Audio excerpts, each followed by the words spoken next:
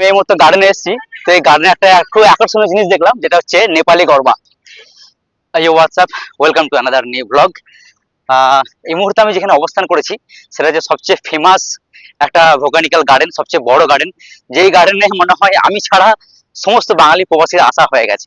তো আমার চোখে এত বছর রয়েছি কখনো কোনোদিন আসা হয়নি, বাট আজকে আসিফ ভাই আমাকে নিয়ে এলো। ঠিক আছে, এইদিকে এসেছি কিন্তু এই জায়গায় কোনোদিন আসিনি। তো আজকে বৃষ্টিও হচ্ছে, চিপচিপ করে ভিজেও গেছি। আর আজকে এই জায়গাটা আমার চোখে এটা কেমন সেটা আজকে আমি আপনাদের সঙ্গে তুলে ধরার চেষ্টা করবো। ফাইনালি আমরা ঢুকে বললাম বোটানিক্যাল গার্ডেনের ভেতরে। আর এই যে, থ্যাংক ইউ আসিফ। চলো। হ্যাঁ বলো। সো ফাইনালি বুঝতে পেরে গেছেন, আপনারা গেস করে নিয়েছেন অ্যাকচুয়ালি আমি কোথায় রয়েছি এই মুহূর্তে।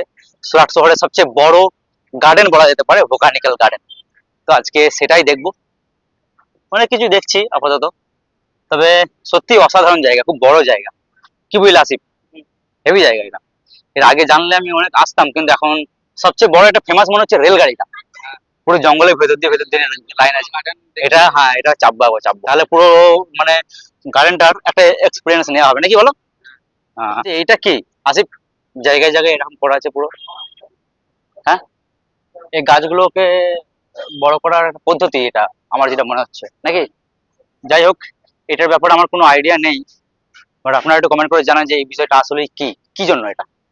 তবুও একটা কথা না বললেই নয়, যারা এসেছেন তারা কিন্তু অবশ্যই কমেন্টে জানান যায় আপনারা এখানে এসেছেন কিনা। আর এটারও লিংক আমি দিয়ে রেখে দেবো, আপনারা চাইলে আসতে পারেন। হেভি জায়গা। তো এখনো যদিও বৃষ্টি চলছে, ঝড় বৃষ্টি হচ্ছে, তো মৌসুমটা সব জায়গায় একটু ভিজে ভিজে আছে, যার জন্য ভালো লাগছে। আচ্ছা, ওখানে অনেক ছোট ছোট স্টল রয়েছে ওইদিকে, ওই যে, ঠিক আছে। আর এই ছোট ছোট স্টল রয়েছে, এই যে ট্রেন আসছে, ট্রেনের আওয়াজ মনে হচ্ছে এটা। ট্রেন আসছে, ওয়াও, দাঁড়া দাঁড়া দেখবো। এই ট্রেনটাতে বেশি মজা মনে হচ্ছে নাকি? আওয়াজটা খালি দেখো কেমন। ঠিক আছে, আচ্ছা আচ্ছা, দেখবো দেখবো, হেভি লাগছে তো। আরে না, মাইন্ড ব্লোয়িং।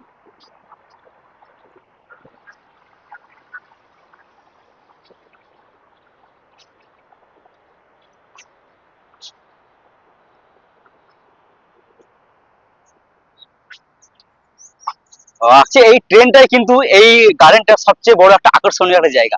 আচ্ছা, এখানে কি হচ্ছে আছে ভাই? दादा क्या क्या हो रहा है यहाँ पे? हाँ, अच्छा, नेपाल में भी गरबा खेलते हैं ऐसा? আচ্ছা, ये नेपाली गरबा है। ওকে। আমি এই মুহূর্তে গার্ডেনে এসেছি। তো এই গার্ডেনে একটা খুব আকর্ষণীয় জিনিস দেখলাম, যেটা হচ্ছে নেপালি গরবা। এখানে তো গুজরাটি गरबा হয় শুনেছি, বাট নেপালি गरबा এরকम হয়, খুব সুন্দর সুন্দর। नहीं नहीं, देवड़ा नहीं, गुजराती में तो गरबा बोलते हैं ना, गुजराती में तो गरबा बोलते हैं। और नेपाली में क्या बोलते हैं? तो आप लोग सब नेपाल से आए हो क्या? अच्छा, मैं घूमने आए हो। তো এখানে নেপালি ভাই ঘুরতে এসছে, মেবি ঘুমনা। I am from Kolkata right now, and I am Surat first time here. এখানে নেপালি মহিলারা গরবা খেলছে। अरे म्यूजिक कहाँ है? म्यूजिक तो जोर से लगाओ यार। स्पीकर नहीं है ना। अच्छा, ऐसा है। বাট খুব সুন্দর লাগছে। বাহ, মানে আমার আজকের এই ব্লগে সব থেকে এই পার্টটা কিন্তু সব থেকে ইন্টারেস্টিং লাগলো, যে নেপালি।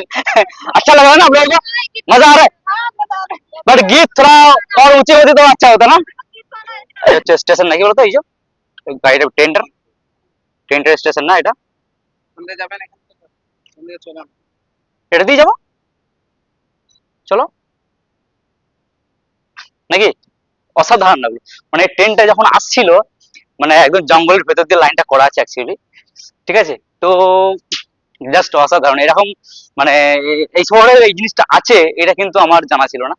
না দেখলে বা না এলে হয়তো আমি বুঝতে পারতাম না এই জিনিসটা। তো আমার ট্রেনটা আসছে, ওই যে, ওই যে, হেভি লাগছে কিন্তু ট্রেনটা,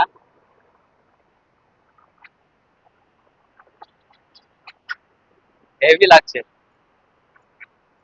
ট্রেনটার জন্য সত্যি আমার মানে মানে মনে হচ্ছে কখন ট্রেনটায় চাপবো, কখন ট্রেনটায় চাপবো ইয়ার। হ্যাঁ, দুবার দেখা হয়ে গেল এটা নিয়ে, পুরো গাড়িটা যত ঘুরলাম দুইবার দেখা হয়ে গেল। বাপরে, ভেতরে এই ভেতরে আবার কি করছে, ঘাপাঘাপ করছে নাকি? এইসব হয় নাকি আসিফ? হ্যাঁ, ক্যামেরা বন্ধ করো। আবে এইসবও হয়? ও মাই গড। মানে ছি ছি, কি বলার নেই। আবার এইসব এই ওয়ার্ডটা আবার ইউজ করলে আবার আমাকে আবার অনেক লোক অনেক রকম কথা বলে। যাই হোক, এখানে আবার ঘাপাঘাপ করারও জায়গা, যে যা পাচ্ছে করে নিচ্ছে। চল পারি, চল এখান থেকে। নামবে না? হ্যাঁ, এরকম করে হাত পা দিয়ে যাচ্ছে তো, পা পড়ে যাচ্ছে তো। ব্যালেন্স করো। হউ।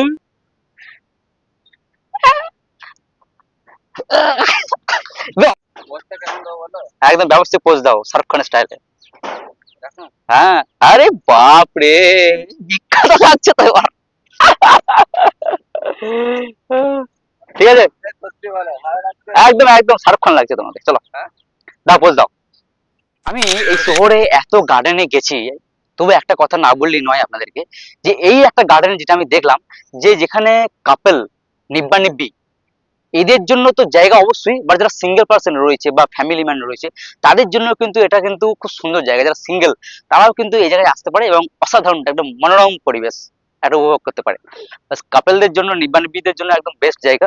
আবার কিন্তু আলাদা একটা সাইড নাকি, নাকি আসিফ? এটা আলাদা একটা সাইড, বাচ্চাদের সমস্ত যেসব, হ্যাঁ, খেলনাগুলো রয়েছে, রেস্টুরেন্ট রয়েছে মনে হচ্ছে, এই যে, ঠিক আছে, ওই যে রেস্টুরেন্ট গুলো রয়েছে, ওগুলো কিছু খাওয়া দাওয়া হবে। খাওয়া দাওয়া হয়নি, সেই থেকে কিছু খিদেও পেয়েছে, অনেকক্ষণ বেরিয়েছি, সেই দুপুরের আগে বেরিয়েছি। একটু হালকা করে খাওয়া দাওয়া হবে। আর সব থেকে বড় কথা, গার্ডেনে ছোটদের নিয়ে, বড়দের নিয়ে, কাপেলদের, নিব্বান নিব্বিদের জন্য সমস্ত সব রকম ব্যবস্থা আছে এই গার্ডেনটাই। জাস্ট খুব ভালো লাগলো, খুব ছোট নয় আর বেশ বড়। তো কাজেই খুব সুন্দর লাগলো, অসাধারণ লাগলো, অ্যান্ড থ্যাংক ইউ আসিফ। ঠিক আছে, এখন যাই হোক, দেখা হচ্ছে নতুন একটা এরকমই একটা ব্লগ নিয়ে, সুরাটের এরকম একটা ব্লগ নিয়ে। তো ভালো থাকবেন। জয় হিন্দ, জয় বাংলা, ধন্যবাদ।